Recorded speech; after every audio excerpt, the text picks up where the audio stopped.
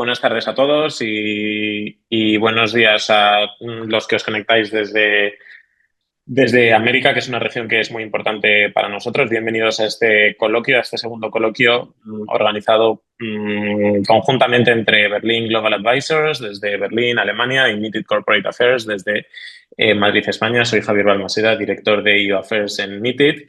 Vamos a comenzar un coloquio sobre el nuevo ciclo político que se inicia en Alemania con el gobierno de coalición de Merz. Vamos a tener una conversación que durará como máximo una hora. Nos aseguraremos de respetar los tiempos y mantenernos puntuales. Me gustaría, en primer lugar, presentaros a nuestros panelistas.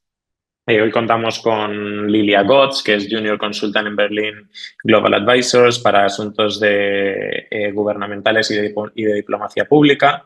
Tiene una experiencia internacional en asuntos relacionados con África, América Latina, y ha trabajado en instituciones como como la Fundación Konrad Adenauer en Santiago de Chile o la embajada alemana en Santo Domingo.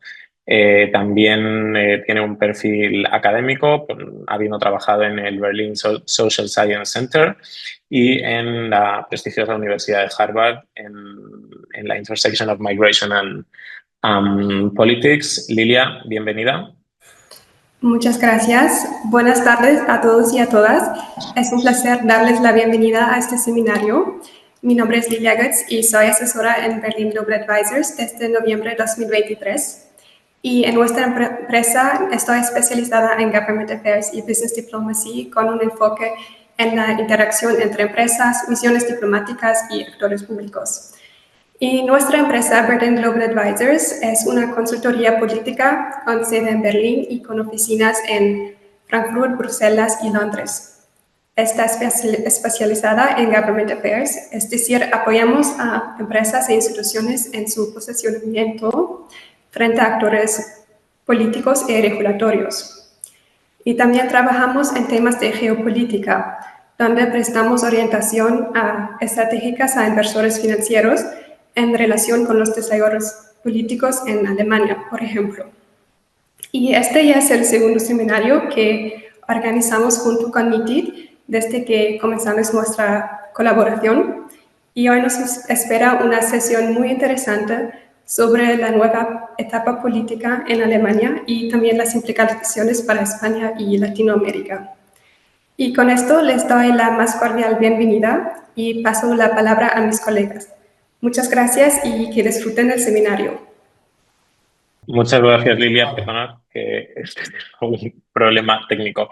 Contamos hoy también con Peter Alberto.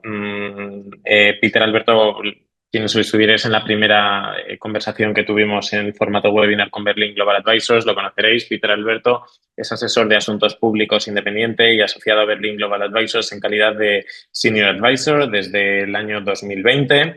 Es la persona de contacto para clientes relacionados con España y América Latina. De la misma forma que conoce también desde hace muchos años, tenemos relación con él desde hace muchos años en MITID Corporate Affairs por distintos proyectos en los que hemos trabajado juntos. Actualmente desde Alemania, aunque notaréis que habla un perfecto español porque es de origen paraguayo-alemán, ha vivido en España, Paraguay, Venezuela, Bolivia, Argentina y Colombia. Empezó su carrera profesional como consultor de comunicación en FGS Global, fundando y dirigiendo la oficina de Berlín y trabajando en el área de asuntos públicos, y ha desempeñado funciones como representante de la Fundación Konrad Adenauer en Bolivia, Perú y Argentina, actuando desde Buenos Aires como director de un programa regional de comunicación política para todo el continente. Y al término de su labor con la Fundación, retomó en Berlín su carrera, relanzándose como directivo en Edelman y más tarde independizándose como asesor de asuntos públicos especializado en el contexto hispanoamericano y alemán.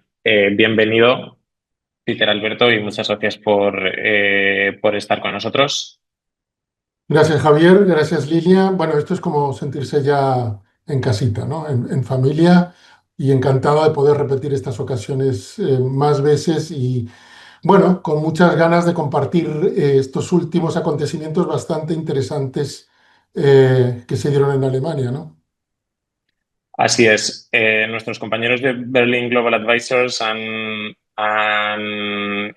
preparado una pequeña presentación que me gustaría que nos pudierais explicar, Lilia. Sí. Bueno, O tal vez tú, Peter Alberto, puedes explicar. encantado y en todo caso me añades comentarios, encantado de que añadas temas específicos. Bueno, esto es la hoja de ruta y es un poco la agenda de trabajo a la cual se enfrenta Friedrich Merz y su gobierno en los próximos meses. Y yo destacaría sobre todo algo, la parte en rojo ya pasó, que es la fase de ratificación y formación del gobierno. Ayer con la juramentación en un segundo intento del gobierno federal de Alemania, también con la juramentación de los ministros y las ministras. La parte en azul, en la parte de arriba, vemos el inicio de las deliberaciones presupuestarias. Yo diría que eso es el mayor desafío, sobre todo doméstico, al que se enfrenta ahora el gobierno. ¿Por qué? Porque no solamente queda abierto, no está aún ni deliberado el presupuesto del 25 y ya habría que presentar incluso el del 26. Usualmente lo que se hace es que antes de verano se presenta el borrador del presupuesto del año siguiente, o sea que debería ahora presentarse o por lo menos elaborarse un borrador, un proyecto de ley para el presupuesto del 2026 y aquí estamos con dos presupuestos en principio. O sea que va a ser esto, perdón, el desafío más grande. En lo que respecta a las posibles primeras iniciativas a nivel de gabinete, sí, hay por lo menos la intención de presentar un programa de acción inmediata por parte de Merz. Veremos si podrá, porque realmente las cosas están como bueno, hay un ritmo y una dinámica muy intensa en este momento. Las semanas de sesiones en la parte de abajo, las semanas de sesiones están estipuladas, aunque por lo que tengo entendido, la semana de sesiones del 7 al 11 de julio no está aún confirmado, no está aún confirmada por presidencia. Ayer miré en la página web del Bundestag y veía que aún estaba pendiente de confirmación, igual que la última de junio, o sea que en principio tenemos 3, 4 semanas antes de verano para poder ya emprender esos dos grandes desafíos que se presentan de aquí a poco. Y estoy hablando solamente de desafíos muy específicos, digamos, ya agendados políticos en el espectro parlamentario. Lilia, no sé si quieres añadir un tema más o... No, está bien, gracias. Perfecto, gracias.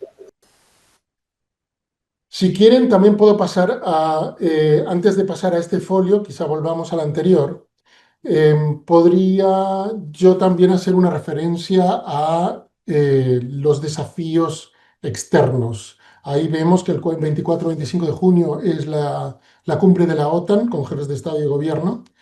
Yo destacaría una fecha más que no está incluida aquí, que es a finales de junio, creo que también la cumbre de los G7 en Canadá. Ambas cumbres van a ser un poco, sí, si se quiere, la presentación en sociedad del gobierno de Merkel, especialmente del canciller Merz. Y vemos que también a raíz de lo que ha pasado en las últimas 24 horas, las expectativas por parte de los socios europeos y también posiblemente transatlánticos, o sea, Estados Unidos, son altas. Yo destacaría sobre todo a nivel europeo que las expectativas son altas. En ese sentido, veremos qué tal se presenta este nuevo gobierno. Lo que ha dejado en claro ya Merz, tanto en su campaña electoral como ya en sus primeras declaraciones y acciones, porque de hecho hoy mismo está viajando a París, está creo que ahora de visita oficial en París y esta tarde seguirá viaje a Varsovia, a Polonia, ha dejado en claro que piensa poner a Alemania en un foco bastante más intenso en lo que se refiere a la Unión Europea y el contexto europeo. O sea, de alguna manera el reorientar el liderazgo alemán que ha estado un tanto opaco en los últimos 4 años. Con lo cual, esas dos citas, como digo, la cumbre de la OTAN en Países Bajos y el G7 en Canadá, van a tener un significado especial. Y obviamente la cumbre del G7 va a estar bien observada en el sentido de que va a ser el encuentro de los titanes. No sé quién es qué en ese sentido, porque vamos a ver a Trump, obviamente, saludando a Meaz en Canadá. Posiblemente también antes en la cumbre de la OTAN, aunque no se sabe si Trump va a comparecer y va a participar de la cumbre en Países Bajos. No tengo yo información al respecto, al menos, pero bueno, hemos visto que en el pasado que también Trump ha sido muy selectivo a la hora de participar de ciertas cumbres o no. O sea que estos serían, digamos, en términos generales, los grandes desafíos. Un poco, y para acabar este folio, y podemos luego salir, digamos, de la vista del folio, para acabar un poco este contexto, yo añadiría, digamos, una información con respecto a y qué pinta España y América Latina en todo este contexto. O sea, qué rol puede jugar España y también la región latinoamericana en todo este contexto en los próximos meses, digamos, en el primer año, si se quiere, del gobierno de Friedrich Merz. En términos generales, creo que se puede decir con cierta cautela que existe una actitud de apertura e interés por parte del nuevo gobierno alemán, no solamente en lo que respecta a temas de política exterior, mucho más acentuada que de anteriores gobiernos, incluso añadiría yo el de Merkel, sino que vemos de que Alemania, o por lo menos partes del gobierno, sería cauto en decirlo, tienen bastante clara la figura de que necesitan socios fiables. Y definitivamente las relaciones, tanto con España como con América Latina, siempre han sido relaciones tradicionalmente buenas, y posiblemente haya más apertura e interés por parte de Alemania que en el pasado hacia España y hacia América Latina. Lo que yo destacaría, por ejemplo, es que es la primera vez que en un contrato de coalición eh, se ha mencionado explícitamente a más países que a Brasil, eh, porque existe ya lo que se llama una sociedad o una asociación estratégica con Brasil desde hace 2 décadas, pero en el contrato de coalición se ha mencionado además específicamente a países como México, Argentina y Colombia. Yo interpretaría eso también como abrir un poco el espectro de posibles acercamientos con otros países de la región. Y aquí acabaría el comentario con respecto a este foro. Porque una pregunta, perdona, Peter Alberto, sin adelantar las preguntas que hagamos de política internacional. Sí.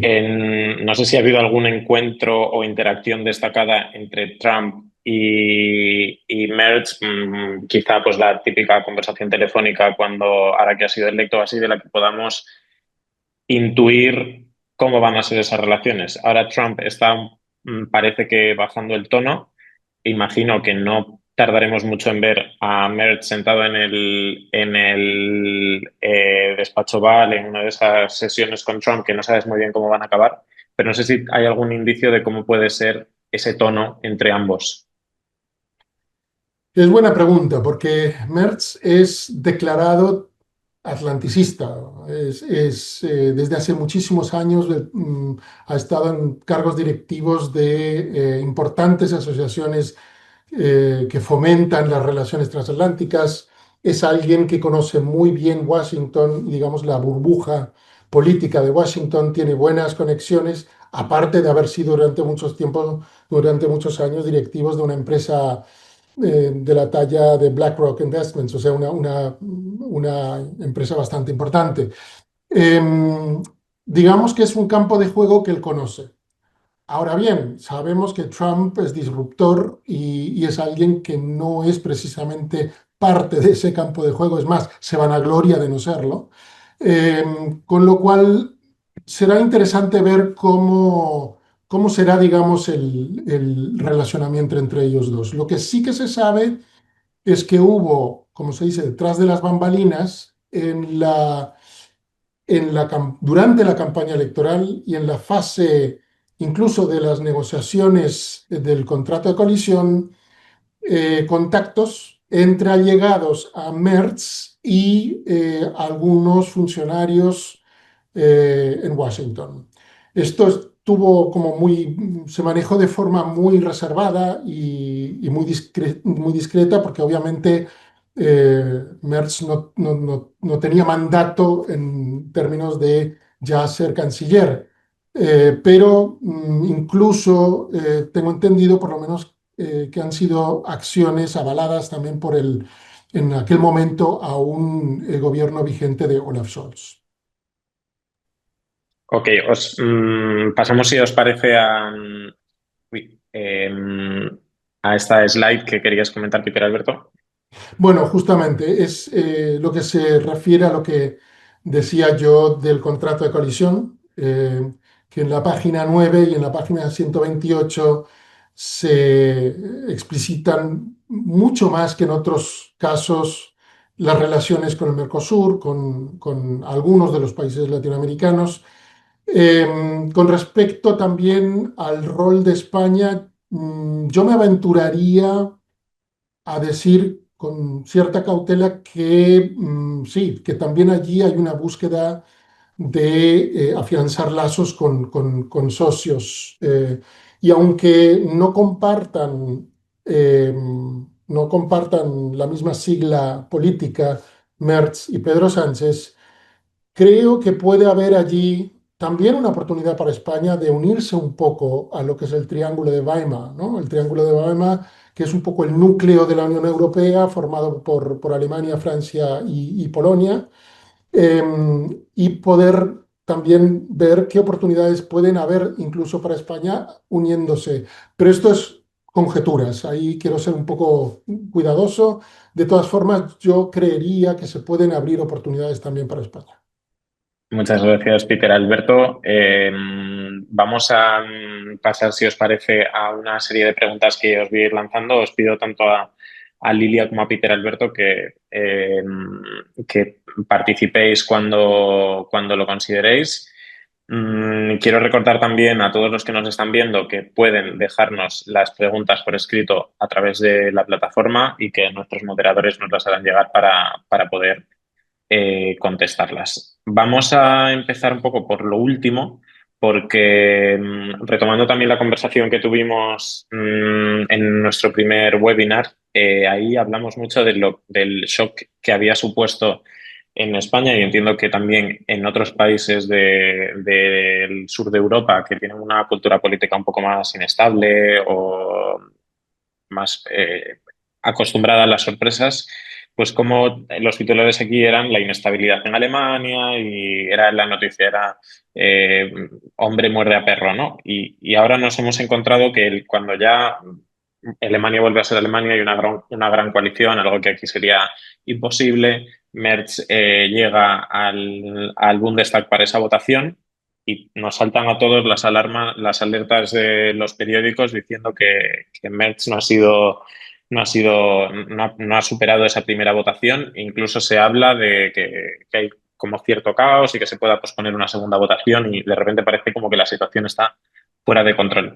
¿Qué ha pasado realmente? ¿Qué pasó en ese lapso de tiempo? ¿Qué ocurrió? ¿Y qué tenemos que volver a pensar en que haya un escenario de inestabilidad en Alemania? ¿O por qué algo que estaba programado que surgiera directamente de repente no salió como se esperaba? A ver, eso sorprendió a propios extraños. O sea, es ahora también, pues, hablando un poco con ciertos actores que estuvieron ayer, tal, nadie se lo esperó. Fue una sorpresa absoluta, fue una sorpresa mayor. Y tampoco es fácil poder realmente identificar.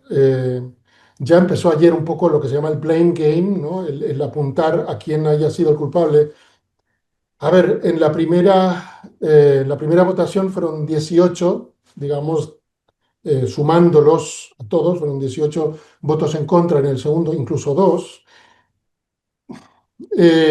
Podemos hacer conjeturas que al final no sé si tienen algún sentido. Lo que sí es que creo que todos coinciden en que independientemente de que cualquier diputada, diputado tiene la total libertad de elegir lo que quiera, obviamente es una señal, por lo menos, de una falta de profesionalidad política y de responsabilidad total. Si uno es benévolo, podría decir, bueno, es que partían de la base de la que todos partimos, de que Alemania funciona tan bien y todo funciona bien, que bueno, si yo voto en contra y pateo un poco el tablero y pataleo un poco, pues no pasa nada. Pues hemos visto que pasa. Yo sería, yo incluso interpretaría que esto es una señal de que ya no estamos en la Alemania de antes. O sea, sí, Alemania tiene una estructura, incluso la constitución, incluso todas las reglas, está llena de aseguros y reaseguros y requeteaseguros, lo cual tiene origen histórico en las enseñanzas que sacamos del quiebre de la República de Weimar. Pero bueno, al final de cuentas, incluso eso depende de personas que voten de una manera u otra. O sea, tenemos una falta de certeza que también entra dentro de Alemania y se suma a un contexto general que estamos viendo, que se suma al hecho de que, por ejemplo, los partidos de extrema derecha en este caso, pero también de extrema izquierda, tienen un protagonismo mucho más amplio, de hecho, el protagonismo más fuerte que jamás tuvieron en la República Federal de Alemania y muchos otros temas. Yo diría que yo lo interpretaría básicamente como con el perdón de la palabra, pataleo, porque fue escupir en tu propia sopa, porque a nadie le o sea, a nadie le conviene, no es conducente. Se hubiera podido entender en el caso de que lo que se hubiera querido hacer es presentar una alternativa política, presentar a otro candidato, todo esto hubiera tenido un sentido lógico, independientemente de que uno, digamos, condiga o no con esa forma de proceder, pero no tenía asidero por ninguna de las partes, habida cuenta de que ya había pasado toda esta decisión por varios filtros dentro de los distintos partidos.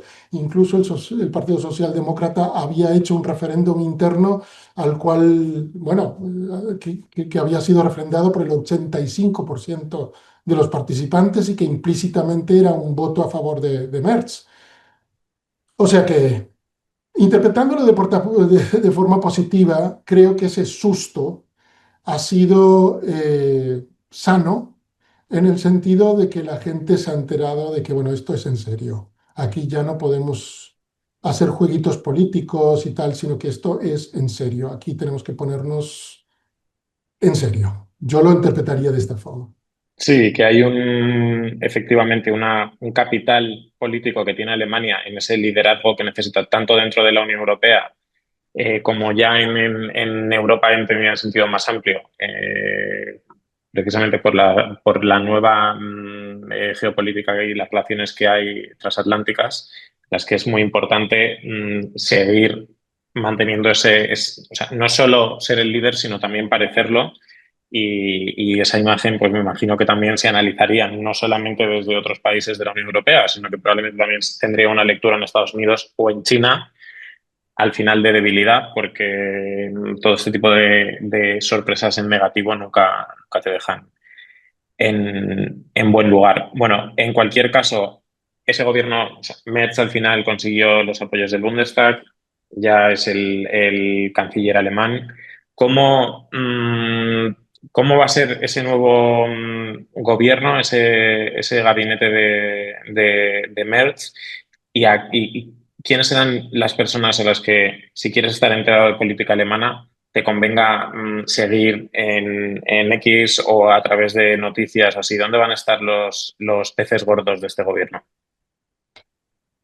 A ver, los peces gordos, yo diría que definitivamente por parte de la CDU, el ministro de Relaciones Exteriores, Wadephul, es un profesional en la materia, lleva muchos años en tanto el Parlamento como en el sector de las relaciones exteriores. Sin duda es alguien que vale la pena seguir, sobre todo, no sé si tendrá X porque es una persona muy recatada, no es alguien que lo encuentres mucho en los talk shows y tal. Pero es visto también por ONGs, por think tanks, como alguien con mucha competencia en este tema. Em, Obviamente al ministro de Finanzas, Lars Klingbeil, de los socialdemócratas, el ministro de Defensa, Boris Pistorius, que es el único ministro que ha repetido, que también está en este gobierno y que había estado en el otro. Sobre todo porque es el más querido, o sea, es el que mejores notas le da a la población en encuestas. Em, en términos generales, digamos, hay muchos nuevos, sobre todo por parte de la bancada de la socialdemocracia. Hay alguno que otro, por ejemplo, el Ministerio de Digitalización, que ha sido creado de forma nueva, es un empresario. Creo que también en España existe Saturn y MediaMarkt. Bueno, pues fue hasta hace poco el CEO de esta empresa. O sea que es interesante ver que los perfiles no son los clásicos perfiles tradicionales, sino que hay gente de fuera, hay gente joven. Eso llama la atención. Am, lo que creo que en términos, digamos, de la arquitectura del gabinete conviene destacar es que los socialdemócratas se han quedado con bastantes ministerios, posiblemente más de los que uno hubiera pensado teniendo en cuenta su resultado electoral, que ha sido nefasto. Ha estado en 16,5, o sea, el peor que de la posguerra alemana. Tiene 7 ministerios de 17 ministerios, o sea, prácticamente una tercera parte. Y no solamente eso, sino que con el Ministerio de Trabajo y Sociales, con el Ministerio de Defensa, tienen ya solamente con esos dos o sea, gestionan más del 50% del presupuesto general del Estado. Y por encima viene el Ministerio de Finanzas, que lo controla y que un poco puede jugar al obstáculo en el momento de querer implementar iniciativas políticas. O sea, tienen una posición fuerte, bastante más fuerte de lo que uno pudiera pensar. Para eso yo diría que la Unión Cristiana Demócrata se ha impuesto, por lo menos en el contrato de coalición, que luego veremos si se implementa, pero en general es un poco la base de trabajo del gobierno. Así fue en las pasadas ocasiones también. Se ha impuesto en algunos temas, digamos, muy simbólicos. Obviamente, en primer lugar está el tema de migración, que está muy alto, el combate a la migración irregular, y se habla incluso concretamente algo que sorprendió a algunos también, sobre todo porque la socialdemocracia había estado muy recatada al respecto, de que se quiere reformar, o por lo menos se trabajará en ese sentido de reformar el sistema europeo común de política migratoria, de política de asilo. Y eso realmente ya es algo mayor. Entonces, veremos qué tal se desenvuelve eso, pero es un tema que yo diría que es una victoria clara de la CDU en materia de políticas. Y lo otro sí es también todo lo que tiene que ver con política exterior y de seguridad, en donde se impuso la CDU claramente, no solamente en el sentido de que el canciller Merz concentró mucha de la competencia del gobierno y del gabinete, incluso en lo que se llama presidencia en España o en otros países. En Alemania es la Cancillería, aunque no sea Ministerio de Asuntos Exteriores, pero la Cancillería en términos del primer ministro, ¿no? De la oficina del primer ministro, ahí concentró muchísima competencia en materia de política exterior y el Ministerio de Relaciones Exteriores por primera vez en 5 décadas está en manos de la Unión Cristiana Demócrata, que nunca había sido, o sea, desde hace 5 décadas no fue el caso. O sea que esos dos áreas políticas yo definitivamente las tildaría de grandes logros de negociación por parte de la Unión Cristiana. Bueno, has mencionado ya algunos, pero dentro de este reparto de carteras, ¿dónde van a estar los temas calientes? ¿Qué temas van a ser los que marquen la agenda y que por lo tanto puedan llevar a un mayor éxito o a que se quemen esos ministros? ¿Cuáles van a ser los retos domésticos que tiene Merch y que tiene que afrontar con este equipo que ha formado? Bueno, entrando a los retos domésticos, básicamente es lo que los había mencionado, o sea, el presupuesto, que siempre es complicado porque ahí hablamos de repartir el pastel, a ver quién recibe qué y qué iniciativas políticas van para adelante y cuáles no.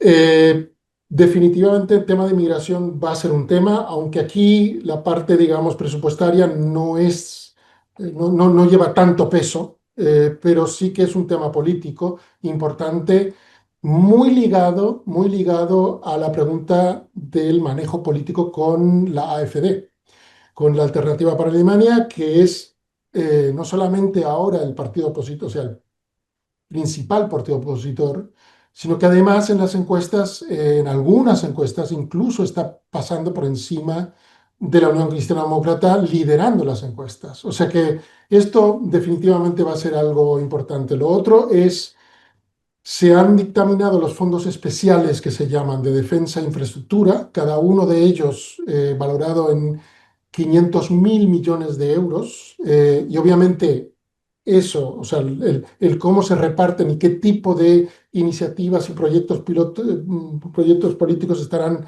asociados o serán financiados con estos fondos, esto también será, bueno, realmente importante. Viendo a ver a quién le puede afectar y a quién no en términos de impuestos, de ministerios, por delante está el de defensa, sin ningún lugar a duda. También el de tránsito, el de digitalización, son todos temas absolutamente que van a estar en la agenda política. Lo que a mediano plazo va a ser muy interesante por ver es cómo se manejan las carteras de trabajo y sociales, porque ahí entran dos temas muy importantes, que por un lado es la reforma, bueno, casi obligada del sistema jubilatorio, que eso prácticamente no se ha tocado y que se nos viene encima, sí o sí. Eh, bueno, eso es un gran tema. Y otros temas relacionados a las prestaciones sociales que se quieren derogar. Ahí va a haber conflicto entre los dos partidos. Pero yo creo que hay un conflicto que ahora no se está viendo tanto y que nos puede resultar bastante complicado a medio camino, que es que dentro de la socialdemocracia hay bastante, no se está viendo ahora, pero hay bastante, digamos, frustración, porque tenemos a un ministro de Finanzas, Lars Klingbeil, que fue secretario general y que de alguna manera es corresponsable mínimamente del mal resultado de la socialdemocracia en las elecciones pasadas, pero es de momento la persona con más poder dentro de la socialdemocracia y apartó a todos aquellos que estuvieron en el gobierno pasado, con excepción del ministro de Defensa, Pablo Pistorius, que bueno, que al ser el político más querido, le fue difícil de apartarlo, pero prácticamente movió el camino a todos aquellos que de alguna manera hubieran podido retar su liderazgo. Esto puede jugarle en contra y esto puede afectar la estabilidad del gobierno de coalición a medio plazo. Claro, Peter Alberto, porque aunque Bueno, nosotros trabajamos en áreas altamente reguladas, por lo tanto, la migración no es un tema de policy que sigamos, pero sí que tiene unas implicaciones en el propio devenir del gobierno y las dinámicas y la agilidad legislativa que puede tener el gobierno en otras áreas importantes. Entonces, ahí un poco lo que hablabas de Alternativa por Alemania como partido de la oposición, con la visibilidad también que eso va a implicar, que en el gobierno haces muchas cosas, pero también pierdes ese punch en el Parlamento de estar, me refiero a los socialistas, pero nos podemos imaginar a Merz conduciendo un coche que tiene de copiloto a los socialistas y por el espejo retrovisor está mirando Alternativa por Alemania. Claro, la presión que va a recibir de Alternativa por Alemania, que lo que va a querer, si además las encuestas le son favorables, será que ese gobierno se rompa, esa presión va a tener mucho que ver con la lealtad que pueda tener por parte de los socialistas. ¿Cómo se va a triangular eso para que Merz no tenga que entrar en un pánico en el que pueda tener una paranoia de tengo a los de Alternativa por Alemania persiguiéndome y obligándome a hacer gestos hacia su electorado, etcétera, y no sé con qué lealtad y flexibilidad puedo contar de los socialistas para la postura que yo tengo como conductor de este coche? O sea, a nivel político, yo creo que ese es el gran desafío, por lo menos a corto plazo. Y lo interesante, por ejemplo, del debate de ayer con respecto a la pregunta de quién fue, digamos, quién estuvo entre los traidores, en comillas, de si fueron socialdemócratas o cristianodemócratas, es interesante ver de que por lo menos algunos observadores políticos aquí dicen que parece que los socialdemócratas tienen bastante más miedo, no solamente por su resultado electoral, sino también ante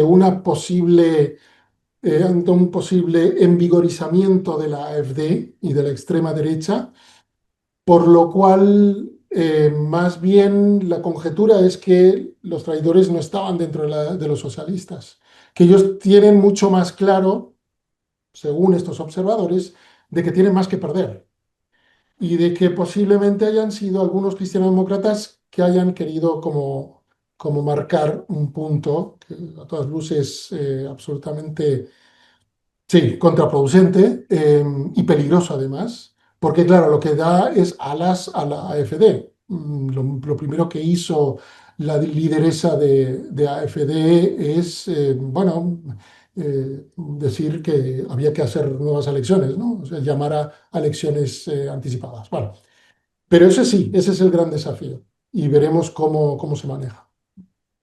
Bueno, entendiendo que haya un contexto de una cierta estabilidad en la que se puedan desarrollar las grandes líneas políticas de este acuerdo de coalición, hay dos temas que no quiero que dejemos pasar, entrar más en profundidad en política internacional y también en política europea.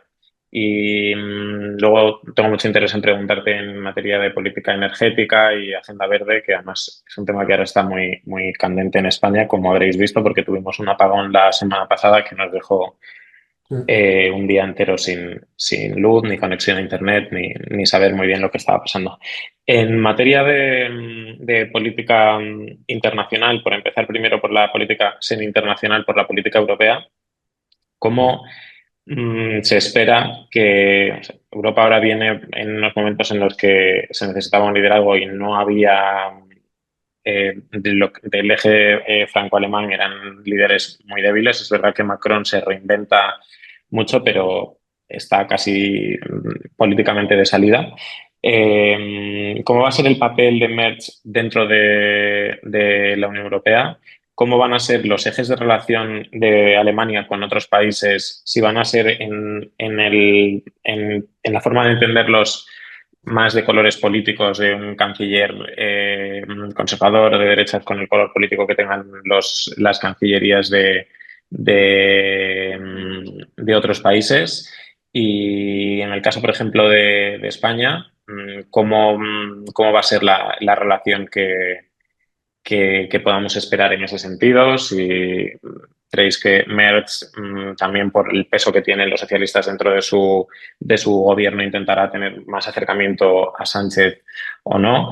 Y también qué relación va a tener con otro liderazgo importante que hay en Europa, que es el de Giorgia Meloni, que sí que está en un momento álgido de popularidad y de reconocimiento, pero que está un poco estigmatizada por el espectro político del que procede. Sí. A mí lo que me llama la atención es el contraste que hay entre las muy bajas expectativas que se tienen a nivel doméstico. Es interesante porque se ve que, o sea, Merz ha bajado otra vez en popularidad en la última semana. La Unión Cristiana Demócrata ha bajado, y lo dicho, la FD le ha sobrepasado. Y si eso se contrasta, digamos, con las expectativas que uno observa que sobre todo en Europa, tienen muchos países para con Alemania y el liderazgo alemán. Em, yo creo que, teniendo en cuenta lo que decía Merz también en toda la campaña electoral, y en ese sentido fue bastante consistente, yo creo que Merz es declaradamente europeísta, declaradamente transatlanticista, y yo incluso diría que tiene otro tipo de europeísmo que el que lo tuvo Merkel.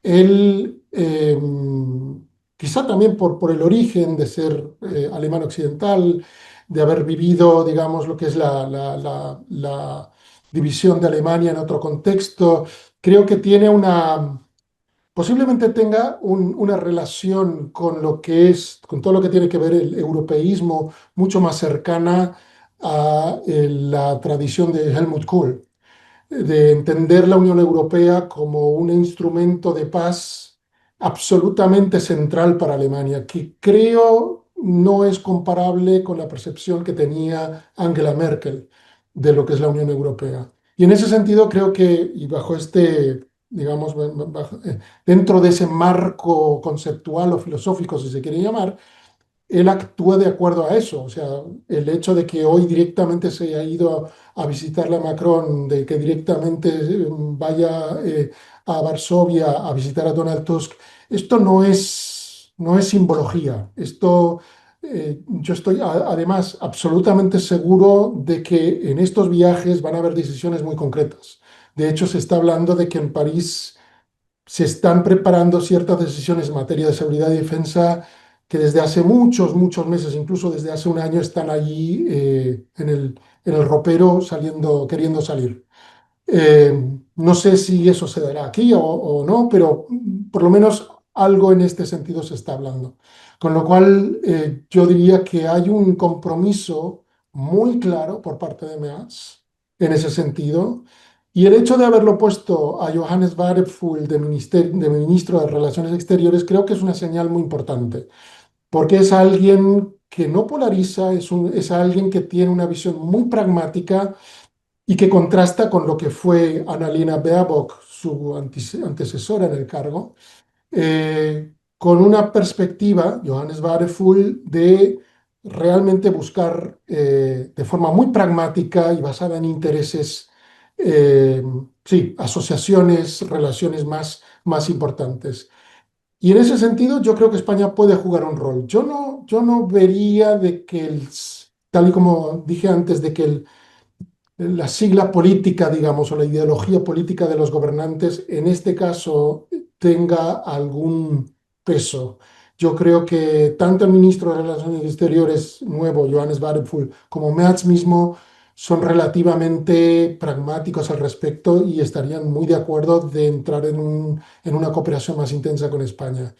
Italia es otro tema, simplemente por una cuestión de backlash, digamos, de retroalimentación doméstica, porque con eso, en el momento de yo, como Merz, relacionarme con Meloni, esto puede jugar a favor de la AfD o no, dependiendo un poco de cómo se maneje, ¿no? Pero Y es depende más, quién parezca que se acerca a quién. Si es Merz el exactamente. que se acerca a Meloni o Meloni la que se acerca a Merz y a los líderes un poco más tradicionales del...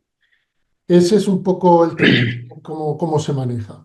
Yo diría que simplemente un último punto también sobre todo para empresas latinoamericanas y españolas en este contexto, se abren oportunidades, se abren muchas oportunidades porque con los dos fondos especiales de infraestructura y defensa, obviamente se espera que hayan licitaciones públicas grandes en donde puedan participar estas empresas y poder acceder también al mercado alemán. Yo creería que esto puede ser una gran oportunidad para acercarse a Alemania para empresas especialmente. Hemos antes comentado el tema de Trump y de la relación transatlántica. Quisiera también preguntarte por cómo crees que va a ser la gestión de las relaciones con China de Merz, tanto en las relaciones bilaterales que tenga Alemania como el empuje que puede hacer dentro de la Unión Europea, de cómo relacionarse con China en el entorno además de una guerra comercial. Sí que en este sentido también de la bilateralidad o la multilateralidad, nos trasladaban una pregunta de si Alemania va a apostar más, bueno, que en parte lo has contestado explicando que Merz es europeísta y atlantista, pero respecto a las relaciones bilaterales y multilaterales, ¿en qué sentido van a jugar un papel cada una de ellas? Y si Merz también va a querer jugar a la bilateralidad en la manera de conseguir cosas él por la fuerza que tiene Alemania también para presentarse solo, sin necesidad de ir siempre de la mano de la Unión Europea. Sí. Veo que una de las preguntas ha sido planteada por el embajador Lemke. Un saludo desde acá. Eh, em, el tema de cooperación económica y desarrollo, primero que es un ministerio que está a cargo de los socialistas, de la socialdemocracia, una ministra bastante joven, la más joven incluso del gabinete, está a cargo. Me cuesta el decir el nombre. eh, Kalabali Radovan, creo que se llama, exacto, ella fue encargada de asuntos migratorios también. Va a ser interesante cómo se maneja en este contexto porque van a haber cortes en este área, recortes fiscales, pero también la pregunta,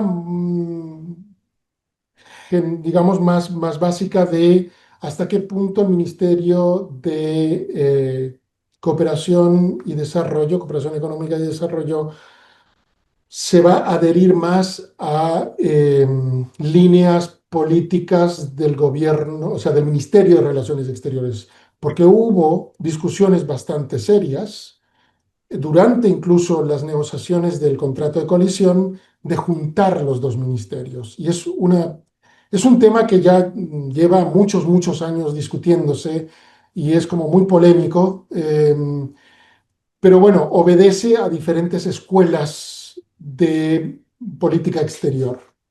De momento, esto no es actual, o sea, se ha descartado la unión de estos dos ministerios.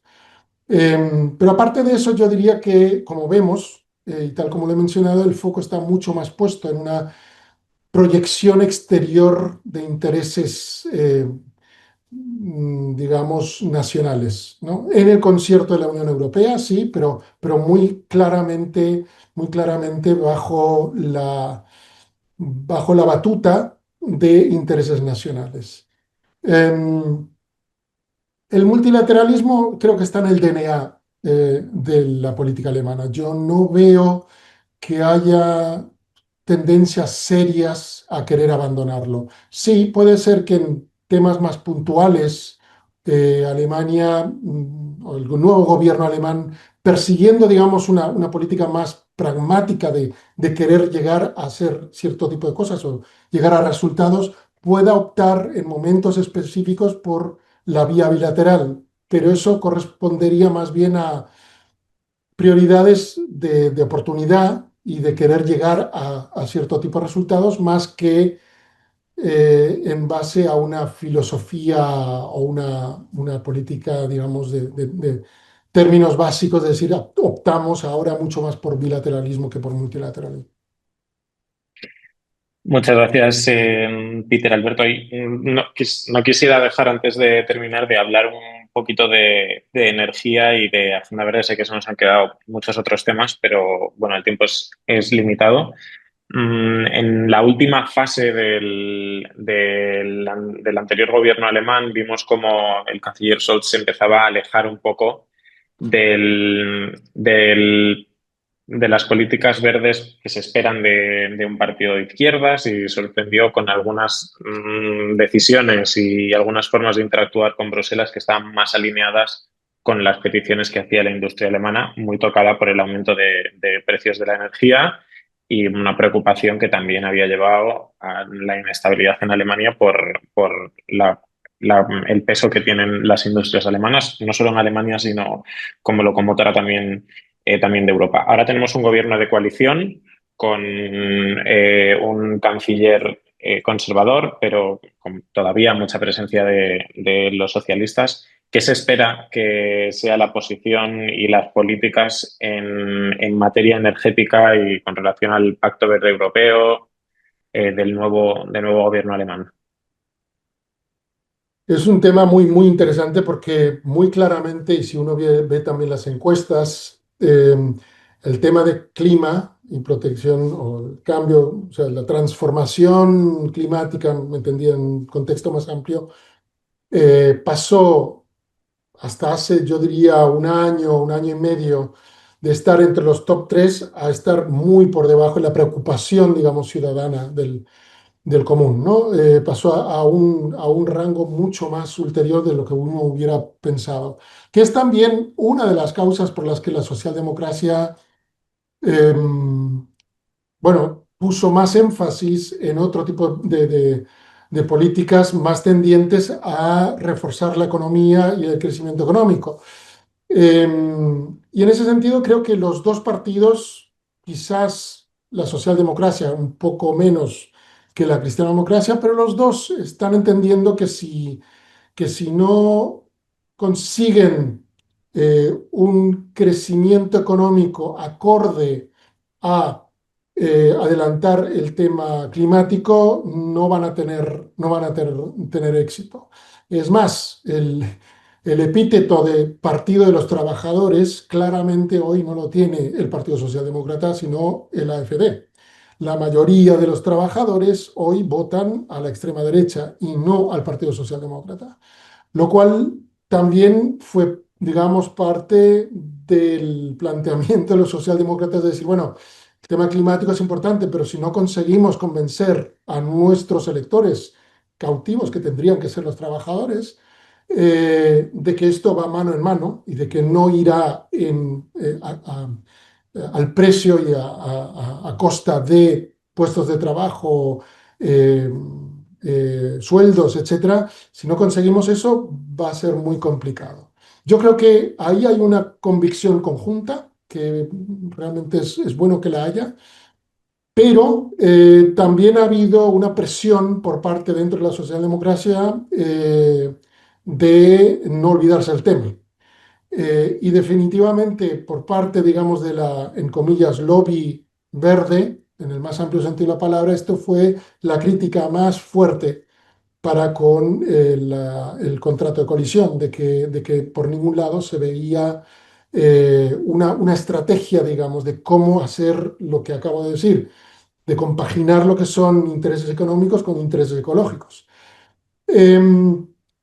Lo que se hizo como una especie de, bueno, eh, salida al tema un poco, digamos, eh, sí, mediana, o tratar de salir al paso, si se quiere, es que dentro de los 500.000 millones, o sea, ese fondo especial de 500.000 millones de infraestructura, hay un cap, o sea, hay una reserva, si se quiere, de 100.000 millones de euros solo para la transformación climática. O sea que este monto, o sea, un 20% del monto total de ese fondo especial tiene que estar dedicado a medidas de paliar las consecuencias del cambio climático. Entonces, pero eso no suple una estrategia, obviamente, ¿no? Pero bueno, ahí estamos. Bueno, ahí también depende de cómo se entienda la energía nuclear en relación con el cambio climático. El embajador que también nos preguntaba respecto a la energía nuclear y su impacto en el desarrollo del hidrógeno verde. Entiendo que el debate sobre la energía nuclear en Alemania ya es casi más melancólico que otra cosa, porque reabrir una cuestión así es complicado, aunque también es cierto que hay nuevas tecnologías relacionadas con la energía nuclear, que no son ya las grandes centrales nucleares por las cuales que se cerraron en Alemania, que tenían relación pues, con esos accidentes nucleares, etcétera. Ahora ya se habla de microreactores, reactores móviles y demás, que es una nueva tecnología, igual que otros países lo podrían implementar, lo podría implementar Alemania. Muchísimas gracias, Peter Alberto. Muchísimas gracias, Lilia Götz. Se nos ha acabado el tiempo. Quiero saludar especialmente a todos los participantes que habéis estado durante todo el webinario. Quiero pedir disculpas porque al principio de la sesión creo que ha habido un problema técnico y es posible que nos hayáis escuchado teniendo una conversación entre nosotros. Disculpas, como veréis, vamos más abrigados hoy que en Madrid que en Berlín, porque tenemos aquí un tiempo bastante complicado y estoy con un poco de fiebre, creo, así que no me iba demasiado bien la cabeza al principio. Os pido disculpas por eso y a nuestros ponentes también, y sobre todo daros las gracias, Peter Alberto y Lilia, por permitir este coloquio conjunto entre Berlin Global Advisors y MIPIM Corporate Affairs. Es un placer. Esperamos que este gobierno dure mucho tiempo y, por lo tanto, no tengamos que volver a hablar de un ciclo electoral en Alemania hasta que se complete el ciclo político, pero sí podamos seguir compartiendo el desarrollo de esas políticas que seguro tienen un impacto en España y en América también. Muchas gracias. Gracias a ti, gracias a todos por estar acá y ojalá hasta la próxima. Muchas gracias. Muchas gracias. Gracias, hasta luego.